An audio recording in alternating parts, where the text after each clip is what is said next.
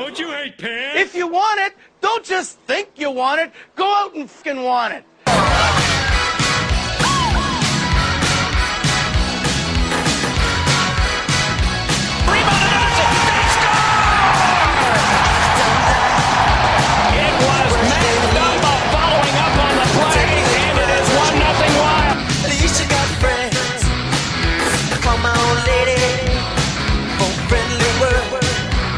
Samuel's going to reach for the puck. Paolo's going to get there. He's in. He scores! Eric Paolo has tied the game for Minnesota.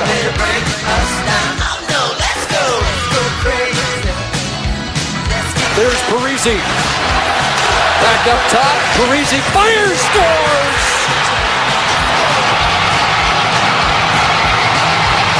An opening night hat trick for Zach Parise.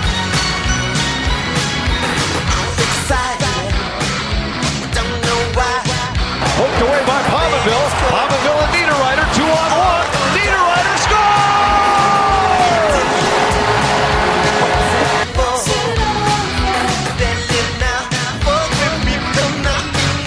Oposo's in alone. Oposo, saved by Newton. Let's go crazy. Let's get nuts. Good for the purple banana till they put us in trouble. Welcome to Giles and Giles podcast. Episode, I forget whatever the hell this is. You don't know what episode this is? No. This is episode... It's 69. Yeah. Nice.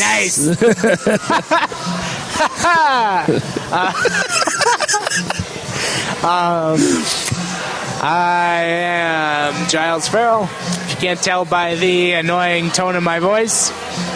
Across the table from me, as always, is Ben Remington. Hello. And we're back at familiar Bar and Grill Yes.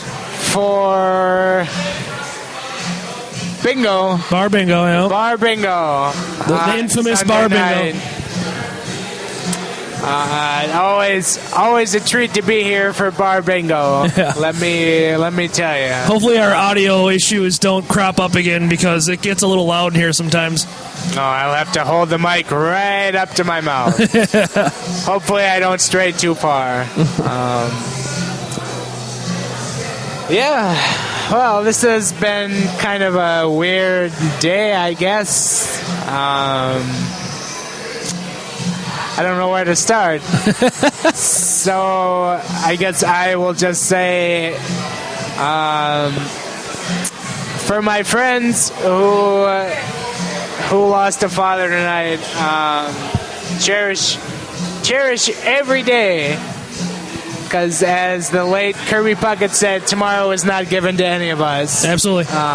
So that is an appropriate thing to say right now, and that is how I choose to go about living life. There is no guarantee on tomorrow. So yeah. Well put. On that note, I spent all day watching the Ryder Cup, Yeah. which was wonderful. Yes. Patrick Reed just straight drop kicking Rory McIlroy right in the nuts. As did the United States just take it to Europe and say F you, which I'm very glad. Yeah, that was awesome. Tired of watching the United States get their ass kicked in the Ryder Cup and other international competitions. Yep, and take a hint, USA Hockey. As we have dubbed it, #Massacre at Minnesota. Yep. United States won the Ryder Cup 17-11 over Europe. I mean, we were both just fucking googly-eyed over all weekend, and it was just so wonderful to watch. It was such fun golf to watch. And I'm sure you're going to just put a bow on it by talking about old Patty Reed. Yeah, that was, I've been a big fan of the Ryder Cup I think the first one I really watched in depth was Medina. And that was, no, I did watch Valhalla. That's right. I watched Valhalla and I enjoyed that a lot. And that was the reason, unfortunately, why I watched Medina. And that was not nearly as fun, obviously. But this time around, obviously, it was awesome, especially for us in Minnesota. Seeing it at Hazeltine, seeing it, in Minnesota, and seeing the U.S. team finally play as well as we thought they could. I mean, we've always kind of felt that, despite European dominance, we had better teams, or at least as good a teams, and it never worked out like that, and it finally did, and then that's awesome that it finally did, and it worked out incredibly well. Like you said, it was the massacre in Minnesota, so it finally went as well as you would hope, instead of eking out a victory and or eking out a brutal defeat like Medina. So tons of fun. If you didn't watch, I don't want to say shame on you, but because I don't really care, but you definitely did miss out on some outstanding, intense golf, which I know sounds like an oxymoron, but those of us who watched it all weekend can attest. It is definitely as intense as the game of golf can possibly get.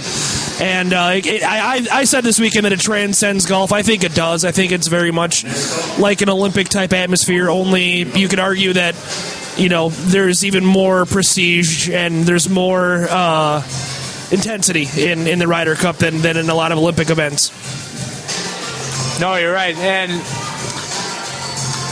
I watched Saturday. I couldn't get off the couch, and today I had a 2 TV setup because I had a friend over to watch football. Yeah.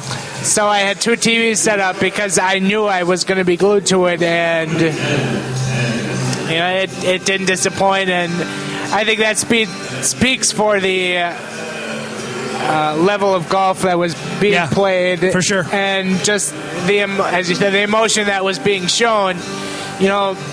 McIlroy just goes completely ape crap over a putt on the 8th hole. I mean, we're only at hole 8, and McIlroy is just completely going nuts, screaming at the top of his lungs. Yeah. Him versus Reed was great. It lived up to everything, and Reed,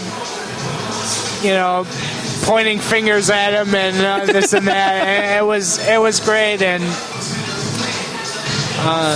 I'm glad that the U.S. snapped their losing streak, sort of, in the Ryder Cup.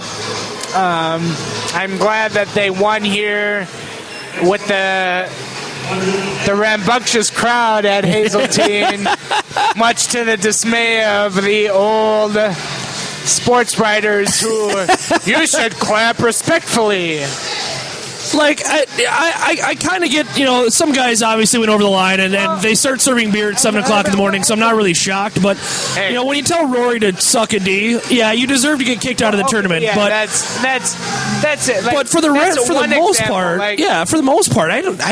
none of the players had any issues with anything at all. I mean, aside from those very isolated incidents, I think, it's so typical for guys like, let's just call them R and S. It's so typical for guys like that to just play the crotchety old man card, and that's just kind of what they do. And you get rid of a few bad apples, and nobody would care. Like, it was a very pro-USA, and that's what you expect. Like, that's why the Ryder Cup is played. Like, they play every other. They alternate the home team essentially. Right. So that's what you get. You expect that, and outside of a few bad apples, it was very cool of how Minnesota represented the Ryder Cup. Like, Saturday before, everybody just broke out singing the national anthem unannounced. That was awesome. That was chill-worthy. Like, the best part was when Spieth and Reed are walking up to the green. They take their hands off. That was awesome, and sang along. That's very cool, and I thought the crowd was very, very, very good, except, like we said, the few bad apples who were Right. yelling very... Yeah, you're always going to get hecklers at ridiculous golf things, tournaments, and some golf fans, for some reason, think they're just absolutely hilarious with one-liners, and they're really not. But, you see that at PGA Tour events. Like, this isn't an exclusive to a Minnesota Ryder Cup thing, so it just kind of is what it is with some golf fans, and obviously when they're well lubricated like Giles is right now, they can get a little fired up sometimes, and they can say some things. It sounded like Sunday today they did a much better job of singling out those who were being, bad. Right. It even sounded like it was people in the crowd who singled those out. Oh, yeah. Well, if somebody heckles to the point where a guy backs off of a putt or something, if I'm in the crowd, I have no problem telling the guy, hey, shut the F up. What are you doing? Like, let's cheer our balls off as soon as the guy sinks the putt, but let's not, interrupt the actual game that's happening, because as rambunctious as a crowd is and as intense of an event as it is, it's still golf, and there's still a whole lot of focus involved. Giles is now dancing to Barbie Girls, if you're wondering how this night is progressing. I think today was much better from what it was Saturday. And, well done. Well done, Minnesota. Another fine event. USA.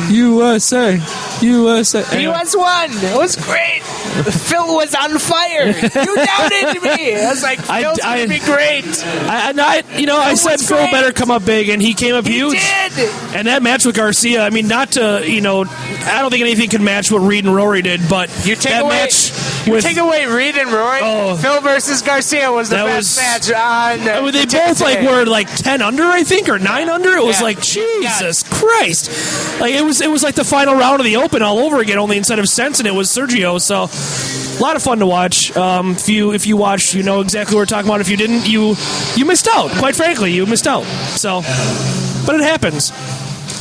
Okay. Before we become a golf podcast, not that there's anything wrong with that. We better transition to hockey. The thing that people listen to this podcast. That's debatable. People won contests for on this podcast. Congrats to Josh Wendell, who was our winner of the ticket giveaway this past week, and he tweeted me. He sent me a message. Very appreciative of the ticket giveaway. He said that him and wife don't have many chances to get away, so he was very appreciative that he won the ticket giveaway contest for the Wild Hurricanes tonight. So congrats to him. Thank you to everyone who participated in our contest. We did have a few more participants than what I thought we would get. Outside of it's in a day. It never ceases to amaze me, and it's as good a place as any to thank everyone again. I know we talked about at the end of last season how blown away we were by the listenership that we get. I mean, and we're not like shattering records or anything here, but just the fact that this many people want to listen to our podcast every week still kind of blows us away, and we can't say enough about how much we appreciate it, and the numbers from this season are already as good as they were last season. So you guys came back for season 3 for reasons that I'll never understand, but we do appreciate it, and thank you again for listening, and little giveaways like this, and like the playoff towel last year. It's cool stuff that Giles can do to show our appreciation. Because we appreciate it even more than fun, wild-related giveaways. Yes. You done dancing? No. All right, so a lot happened in the last week. Mainly the big thing in hockey was the end of the World Cup of Hockey, which ended with Canada winning best out of 3 series with Team Europe 2-0. Yeah. Europe was leading late into the third period of Game 2, but they had a late penalty that allowed Canada to tie it, and then they got a power play very late in the period, third period, that looked like maybe they had a chance to win it, but then Canada came down the ice shorthanded, and Johnny Taves found Brad Marchand to score the golden goal, if you will, to clinch the win for Canada, as we all pretty much expected. Yeah. I guess what were your overall thoughts on the final, the World Cup in general? What? You know what? I'm not going to pretend like anybody gives a crap about the World Cup all of a sudden. I'm not. But I think it was a cool tournament. I think it was something cool, something fun to do. The Team North America was really cool. And Team Europe ended up being the best story of it all, because it was just like this amalgamation of first round or not round robin casualty countries in Olympic play, and they actually got some taste of success. They played Canada for the gold, which nobody from Slovenia or Germany or France is ever going to get to say. So. Yes. Now if we can just get them to make a super team out of Americans, that'd be great. It was cool for what it was. I mean, I didn't watch a ton of it. I probably watched in total, 5 or 6 games, and not all of them all the way through, obviously. So I didn't, spend a whole lot of time watching, but I thought it was a cool idea, and I don't know. I'm not really die hard one way or another if they're going to do it again. That's not ultimately up to me, obviously. So we'll see. But you expected Canada to win, and they did. I mean, that team is a super team stacked on top of a super team. So when you've got first line centers playing fourth line winger, it helps your odds of winning tremendously. So. It was cool for Nino to be in the final from a Wild perspective. He certainly lasted a lot longer than the Americans or the Finns that we had representing this team. So that's kind of nice. But it was a cool event. You expected Canada to win. They won. Sure, they're allowed to pat themselves on the back because they did win. But let's not build any statues or anything. It's funny because back when Boudreau was first hired, I had this series of tweets where certain players would call up Boudreau, just kind of. Oh right. Just kind of weirdly, and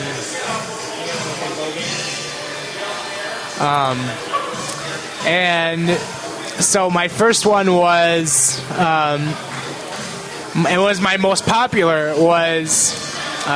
Bruce picks up the phone. Hey, Coach, this is Nino. You think I can get more than 15 minutes a night? And the other day, Michael Russo tweets that he's just talking to Boudreau, and Boudreau's talking about how he's excited to meet Niederreiter, and then next thing you know, Niederreiter just walks up in sweats.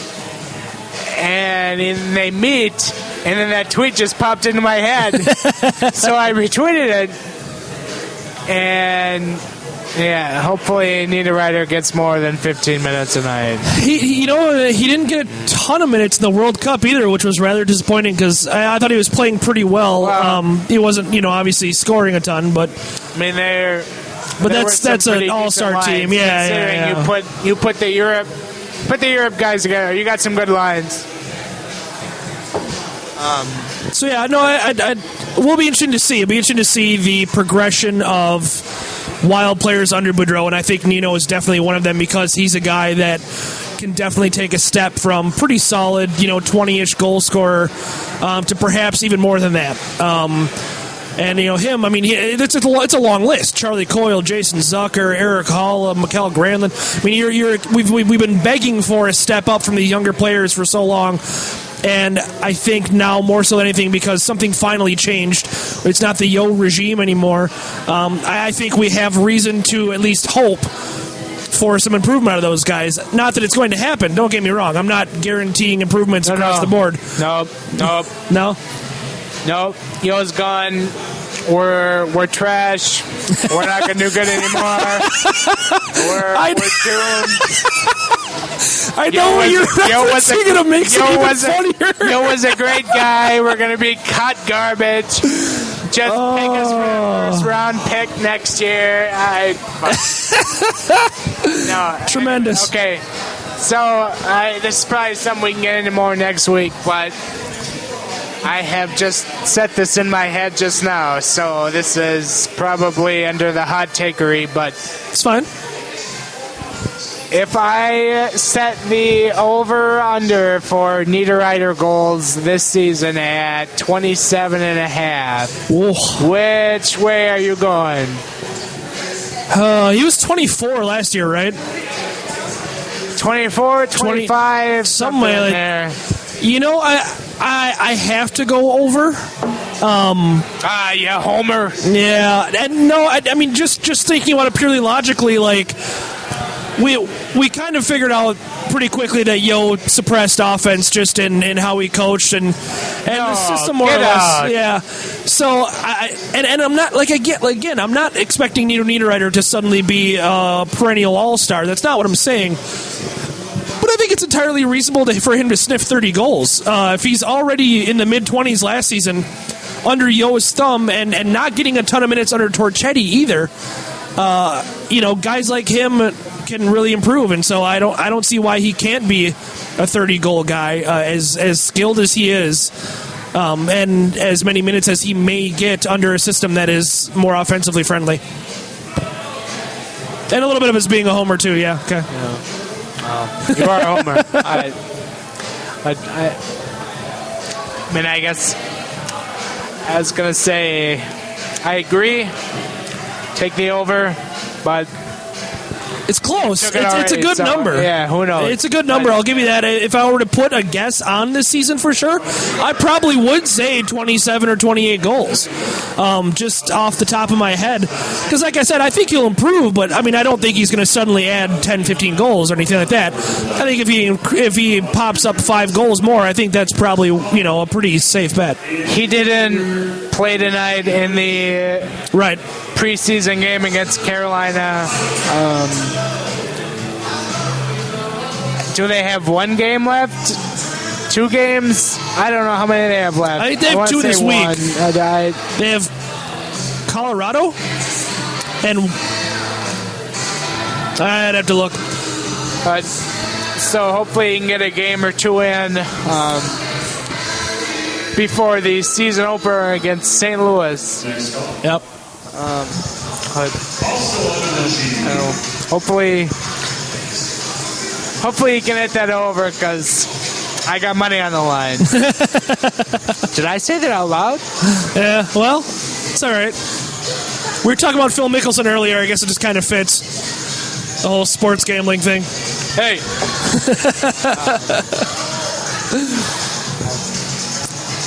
I mean, I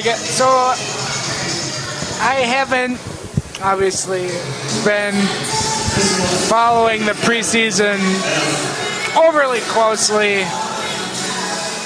Do you have any other general thoughts on the preseason? Well, I haven't been able to either because I can't see any of the freaking games, which is kind of an issue. You may have seen my rant on this on Twitter. Fox Sports North has this Fox Sports Go app, and you can watch games on there, but not if you're an Xfinity subscriber, which... it's easy to blame either side, and people are going to defer to blame Xfinity over Fox Sports North. But I have obtained this exclusive quote from Xfinity for Fox Sports Go people, and it reads, "Ha ha!" No, but I think I'm not positive, but I think the agreement is that Fox Sports North would be milking more money out of Comcast in that situation. And I'm not positive, but I think it's a fact of where Fox Sports North says, hey, you need to pay us this much extra to have your subscribers be able to watch our app, which either way, it's a bunch of BS because it's like, they make plenty of money off of each other. I don't think that it's, it's flat ridiculous that we can't watch these games. But I've already blown up and said my piece on it. It kind of is what it is. At the end of the day, it's preseason, so I'm not super upset about it. It was nice being able to watch the game on Thursday on NHL Network, but whatever. There's not much you can do about it. So, and I'm not a big. I don't know that I would watch a ton of preseason anyway, but it's just I don't even have the option, So, and that's the part that sucks. Yeah, I didn't really watch tonight's game because it's preseason. So I heard it was good. Eric Staal scored against the Canes.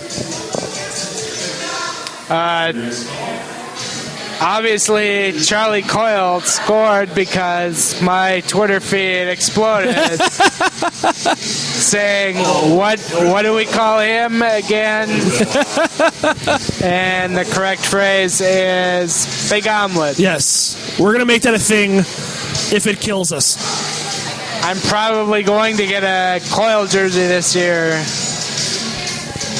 I'm not sure if I will go as far to put big omelet on the back, but... You know what? I gave this some thought the other day, too, and it would be pretty cool. But when I replied to one of Dan's tweets today, it was tagged with Coyle in it, so I said big omelet. So if he favorites it, that cements the story, and then I will put it on said jersey. Okay. All right. That's fair. I think that's a fair compromise. But anyway. But otherwise, I mean, to your previous question, I don't have any other thoughts. It's interesting. Boudreau has said that nobody is really grabbing the fourth line jobs as much. I know tonight, I think he said Schrader and Dalpe played well. But it's interesting that nobody is running away with those jobs because we kind of know that either Zucker or Stewart is going to be on the fourth line, and then the other two spots are very wide open. And it sounds like no one has really, grabbed those by the balls. So that's probably the most interesting thing because that's the only battle there really is. I mean, it's filling out the fourth line and then your extra forwards.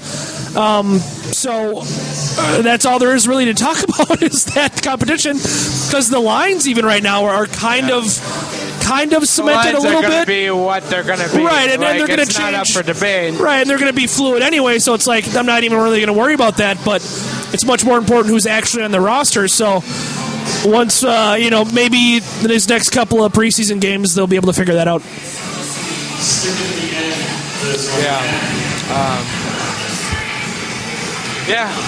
I don't really have any more to add on preseason. It's much to say. It's preseason, and who gives a hoot?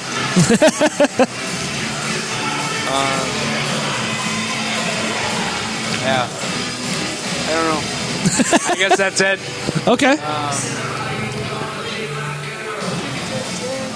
Anyway, I gotta look up what we're talking about next because I am ill prepared. Tell me about it.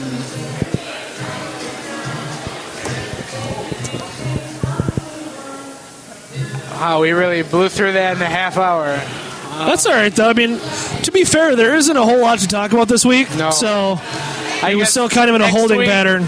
Next week we should have a big season preview show. Right. So we'll make up the difference. I'm thoroughly drunk, and you have all the notes. Maybe we should actually prepare for next week a little bit. That probably would help, too.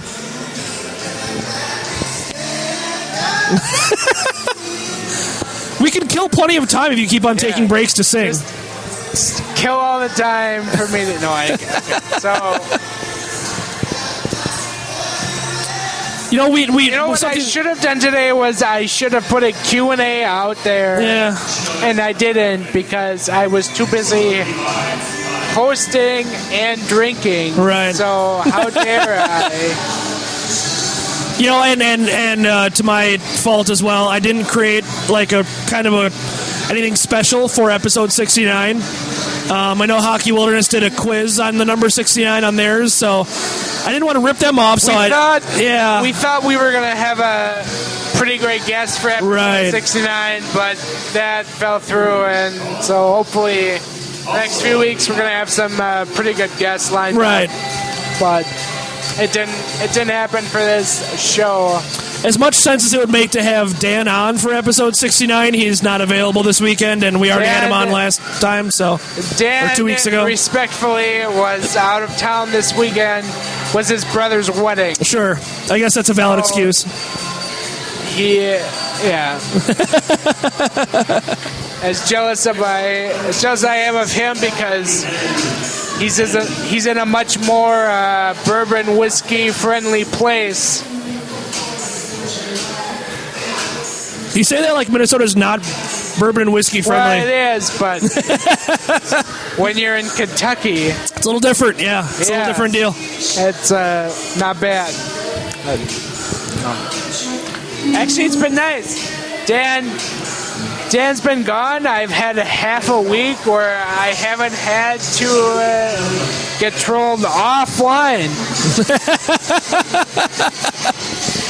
Online, yes, he's still he's still online. So there's that. But yeah, otherwise, there isn't a whole lot of it. It's kind of the calm before the storm as far as the preseason goes. There isn't a whole lot of huge stories even in the NHL as a whole. They kind of wound down from that World Cup thing, and that was the story for a while. And there were some minor injuries in there, Gaborik and Matt Murray, but that's about it. And we don't have anything really huge going this season. We're just kind of in a holding pattern right now, which I'm sure Wild fans kind of feel like that too, because preseason games, well, they can be okay to watch, I guess you could say. It's not quite the real deal, so that's just kind of where we're at, unfortunately. I forgot what we did last year in the weeks leading up to the regular season. We probably did something way more prepared than this, like some kind of divisional preview or something, which would be smart, but we'll do that next week. Yeah, we'll save that. We were too busy watching golf today to prepare for this, so apologies. Patty Reed. Also, I hope somebody was wearing a Fulton Reed USA jersey after Ryder Cup today. If you were, God bless you. You've got many drinks on me. Right.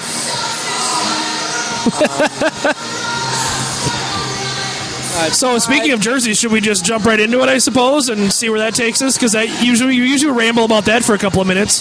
That's right, Jan. All right, let's do it. Here to start the third period. What team is this? It's not Team USA. Yes, it is. They've got on new uniforms. They're wearing the logo of the Duck. I've never seen this before. Whammo. Because we are ducks, and ducks fly together. That's right, Jan. God bless that. Did you know the Mighty Ducks came out 24 years ago today? Yeah? The original. The one where Gordon Bombay goes, quack, quack, quack, quack, quack, Mr. Ducksworth. Quack, quack, quack, quack, quack. We haven't really done a podcast dissecting the Mighty Ducks franchise. I feel like that's that's something that we have to have kind of owe ourselves. We'll have to do that. We'll have to get special guest Heather Rule on the show. She is very qualified. Yeah. So I feel like the Friends podcast went pretty well.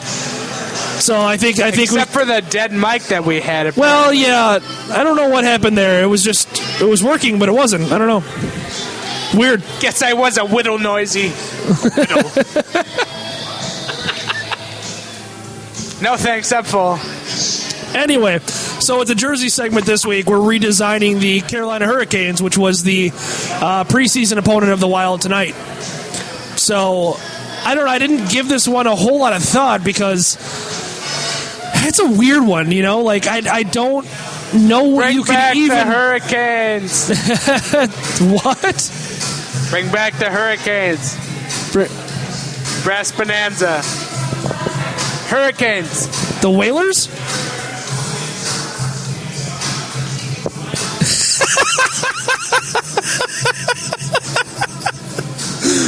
I was thoroughly confused for a second there, and I'm out. Okay, yeah, all right, that makes more sense. Yeah, Yeah, it's a weird spot because this team is so razor close to relocation, quite frankly, that maybe you don't want to spend a whole lot of time and money on rebranding it, but I don't know. I mean, we've kind of talked about their logo. It's all right, but it's really nothing special. It's very generic. I kind of prefer the Whalers. I kind of prefer the hurricane flags on the hockey stick logo a little bit more, but it doesn't make for a great crest logo. It's definitely more of a shoulder logo. So I don't even know what to do with this jersey. I think there'll probably be one that doesn't change much, but I don't know. I don't think they'll change that much. Like, I think they have as simplified it as much as they can. Yeah. To their credit, which is a good thing, because on this podcast, simple is better. Yes. But with the jersey change coming up, you never know what's going to happen. I can see this team doing something really, really effing stupid. Like, aside from, obviously, I mean, you have to put 3 stripes up the side, of course, but I don't know. I fear this team doing something like, I don't know, really jumping the shark, like throwing an animal in there or something, or doing something where it's just like, what? No, why are you doing that? Just don't do that. But who knows? Maybe they won't. Maybe they'll stick with their classic look and throw 3 stripes on it and call it a day. I'm trying to look up if the Hurricanes have named a team captain since the departure of now Wild center Erickson. Didn't they name one after he left? I don't think they did. Would it be Jordan? I mean, it's probably going to be, but or Justin Falk, maybe. I don't know. Bulldog Justin Falk. No relation to former Wild defenseman Justin Falk. Right.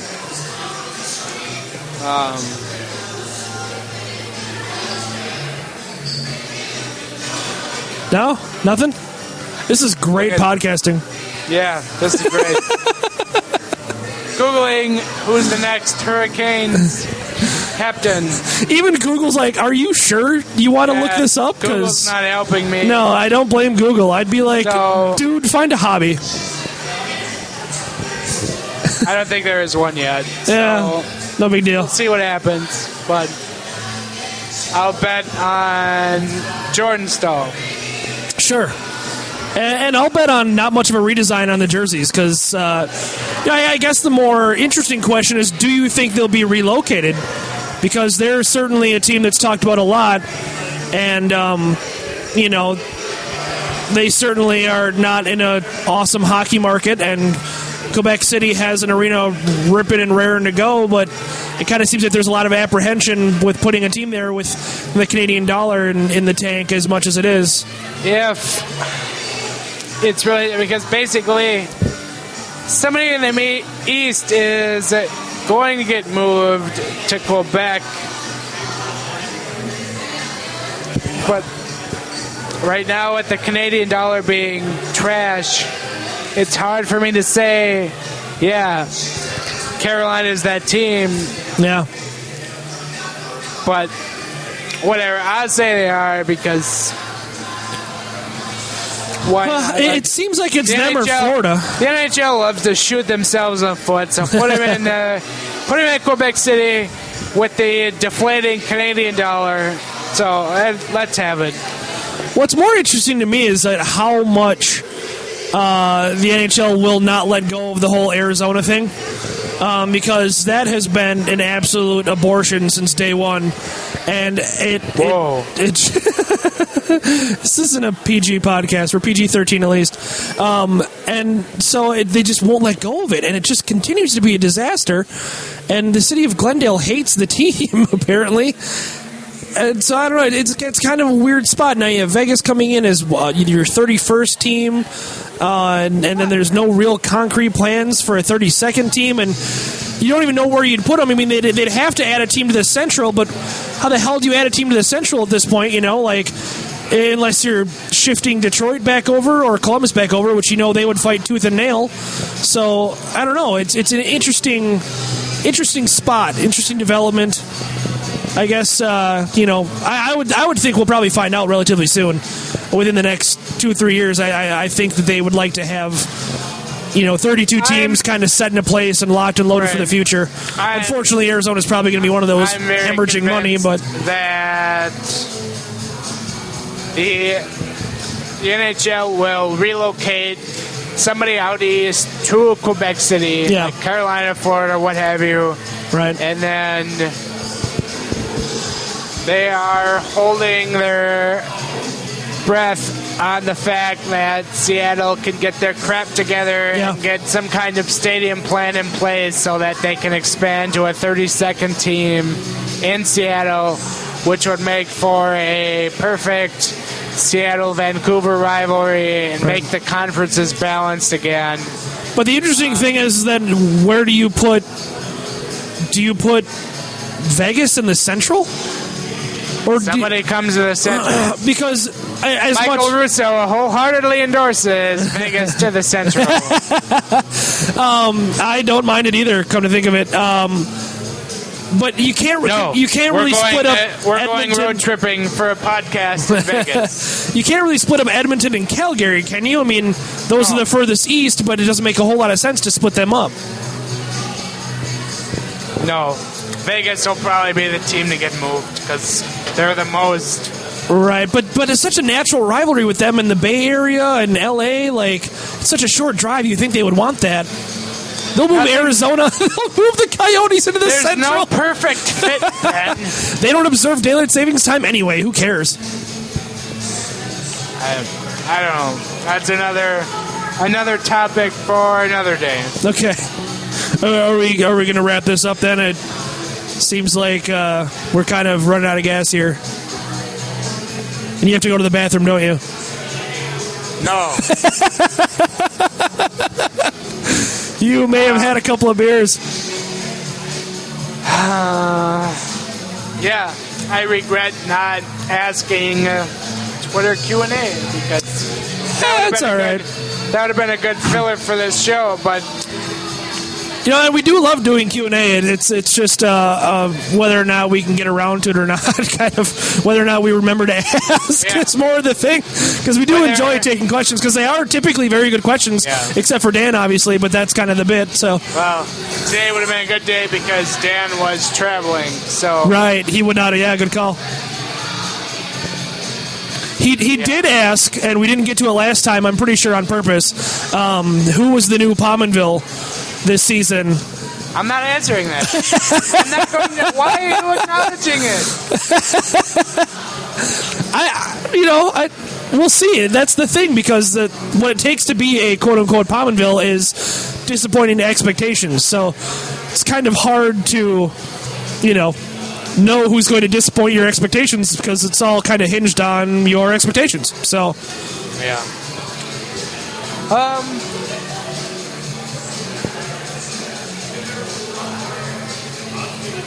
Yeah. All right. Well, I guess since we're out of things to talk about and out of things to say, that's fine. I mean, sometimes it's nicer to have a shorter podcast. You power through it in 45 minutes. You kind of get the feeling of hanging out with us at a bar during bar bingo. Next week will be long. Yeah. Next week we'll probably drop a big one on you. So big season preview. But kind of disappointing for episode 69, I realize, but episode it happens. 69, short and sweet.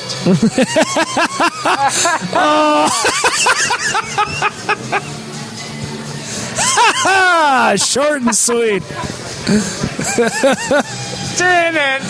Anyway, I guess again, just kind of serious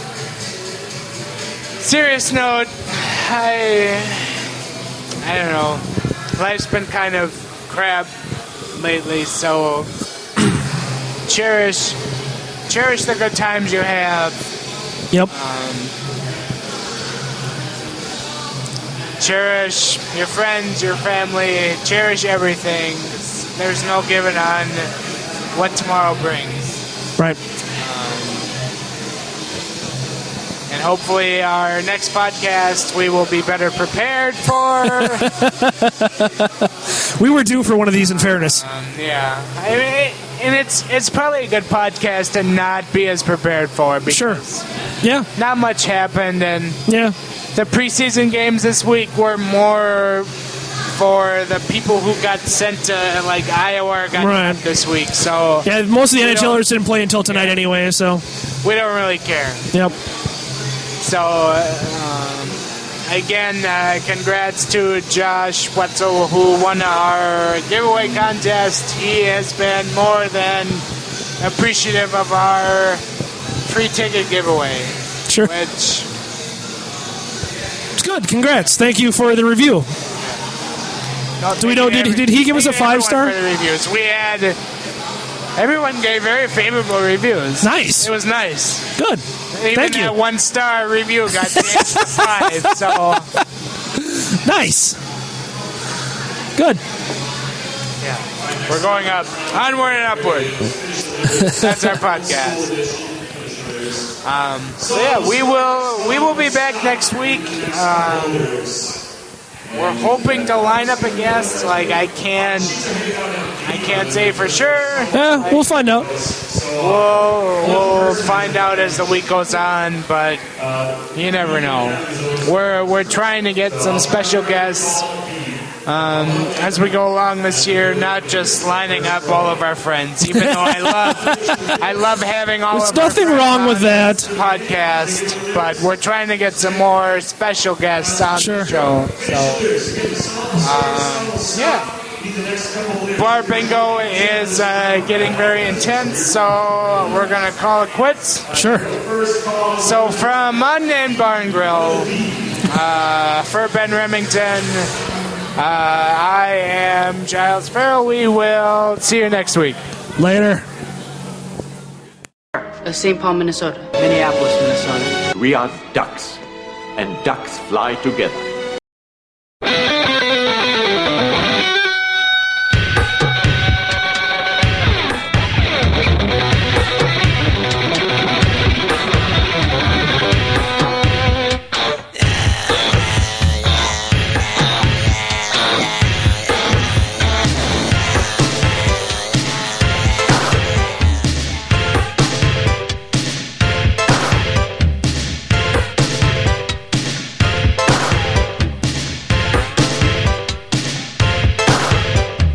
Dig, if you will, the picture of you and I engaged in a kiss. The sweat of your body covers me. Can you, my darling, can you picture the dream of a cat courtyard? An ocean of violets in bloom. Animals strike curious pose.